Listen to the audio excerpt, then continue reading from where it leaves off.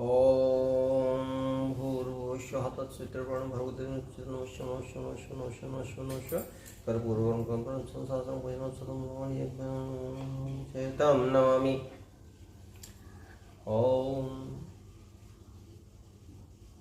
कल हम लोगों ने बालकांड के दोहा संख्या 8 तक की कथा का श्रवण किया था। आज दोहा संख्या 8 से आगे की कथा चलेगी। दोहा संख्या 8 था, भाग छोट अभिलाषु बड़, करऊं एक विश्वास, पै हैं सुख सुन सुजन सब, खल करे हैं उपहास। अर्थात मेरा भाग्य छोटा है और इच्छा बहुत बड़ी है, परंतु मुझे एक विश्वास है कि इसे सुनकर सज्जन सभी सुख पावेंगे और दुष्ट हंसी उड़ावेंगे। और खल परिहास हो हित मोरा, और काक कहीं कल कंठ कठोरा, हसही बक्ता दुर चात कहीं, और हसही मलिन खल बिमल बत कहीं। किंतु दुष्टों के हंसने से मेरा हित होगा। मधुर कंठ वाली कोयल को कौवे तो कठोर ही कहा करते हैं, जैसे बगुले हंस को और मेढक पपीहे को हंसते हैं, वैसे ही मलिन मन वाले दुष्ट निर्बल वाणी को हंसते हैं। और कवित रसिक न राम पद नेहू, और तिने कहे सुखद हास रस एहू, भाषा भनित भोरी मति मोरी, और हंसिबे जोग हंसे नहीं खोरी। आगे बाबा तुलसीदास जी लिखते हैं कि जो न तो कविता के रसिक हैं और न जिनका श्री रामचंद्र जी के चरणों में प्रेम है, उनके लिए भी यह कविता सुखद हास्य रस का काम देगी। प्रथम तो यह भाषा की रचना है, दूसरे मेरी बुद्धि भोली है, इससे यह हंसने के योग्य ही है, हंसने में उन्हें कोई दोष नहीं है। और प्रभु पद प्रीत न सामुझनी की, और तिनहि कथा सुन लागहि फीकी, हरिहर पद रति मत न कुतर की, और तिन कहूँ मधुर कथा रघुवर की। यानी जिन्हें न तो प्रभु के चरणों में प्रेम है और न ही अच्छी समझ है, उनको यह कथा सुनने में फीकी लगेगी। बाबा तुलसीदास जी कहते हैं कि उन्होंने जो रामचरितमानस लिखा था उसके बारे में प्रसंग है कि जिन लोगों को प्रभु के चरणों में प्रेम नहीं है या मंद बुद्धि वाले हैं, उनको ये कथा फीकी लगेगी। और जिनकी श्रीहर यानी भगवान विष्णु और श्रीहर भगवान शिव के चरणों में प्रीत है, और जिनकी बुद्धि कुतर्क करने वाली नहीं है, जो श्री हरि और हर में भेद या ऊंच नीच की कल्पना नहीं करते, उन्हें श्री रघुनाथ जी की कथा मीठी लगेगी। राम भगति भूषित जिय जानी, और सुने हैं सुजन सराहि सुवानी, और कवि न खो नहीं बचन प्रवीणु, और सकल कला सब विद्याहीनु। अर्थात सज्जनगण इस कथा को अपने जी में श्री राम जी की भक्ति से भूषित जानकर सुंदर वाणी से सराहना करते हुए सुनेंगे। और मैं न तो कवि हूं और न ही वाक्य रचना में कुशल हूं, मैं तो सब कलाओं तथा सब विद्याओं से रहित हूं, ऐसा बाबा तुलसीदास जी अपने लिए कह रहे हैं।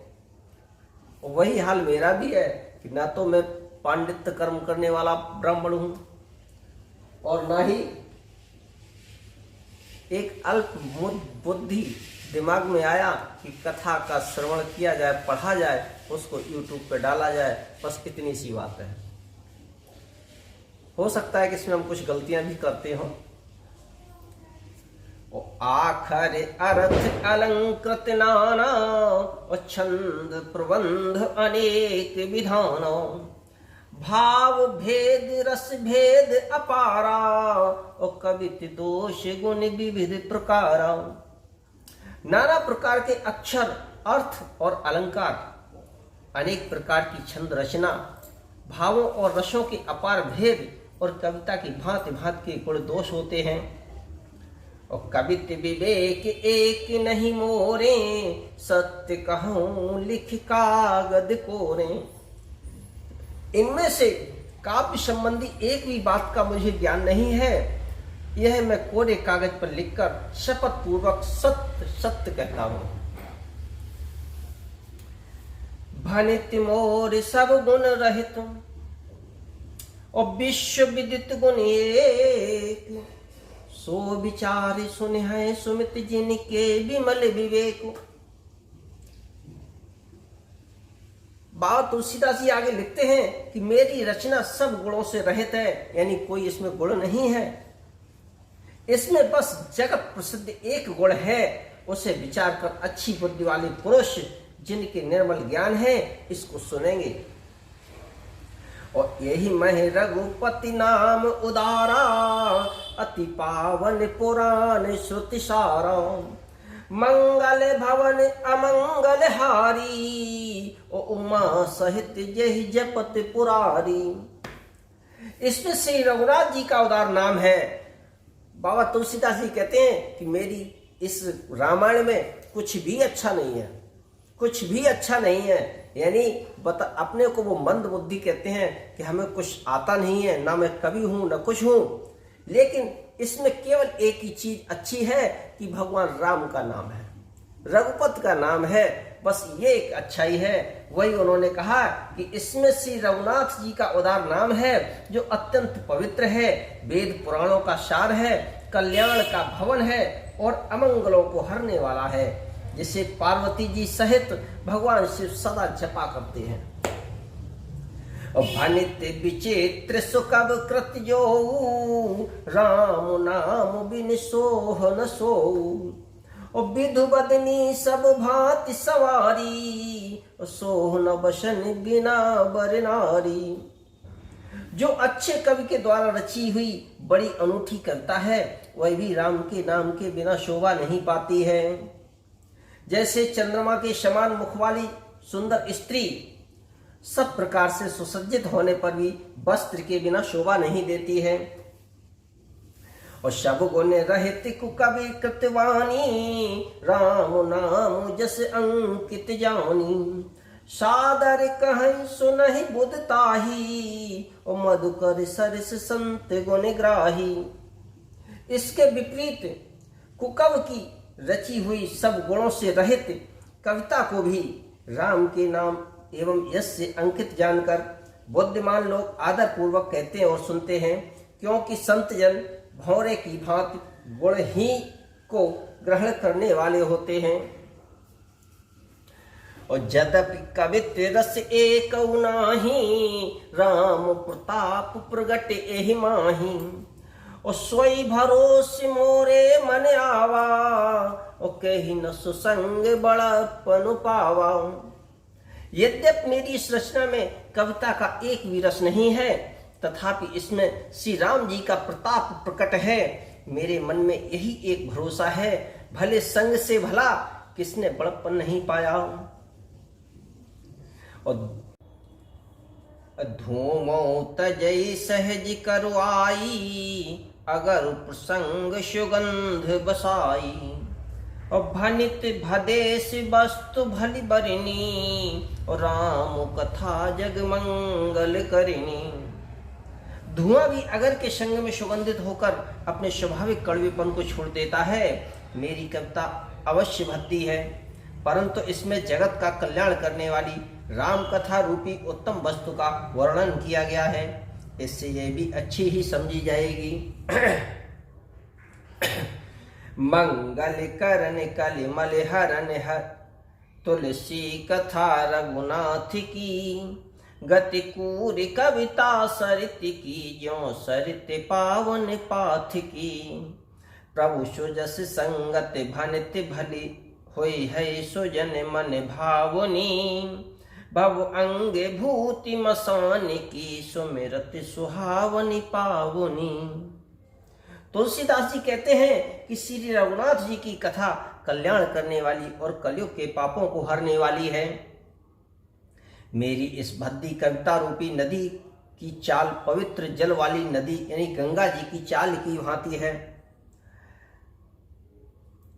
मेरी इस भद्दी गंगा जी की चाल की वहां टेढ़ी है। प्रभु श्री रघुनाथ जी के सुंदर यश से संग से यह कविता सुंदर और सज्जनों के मन को भाने वाली हो जाएगी।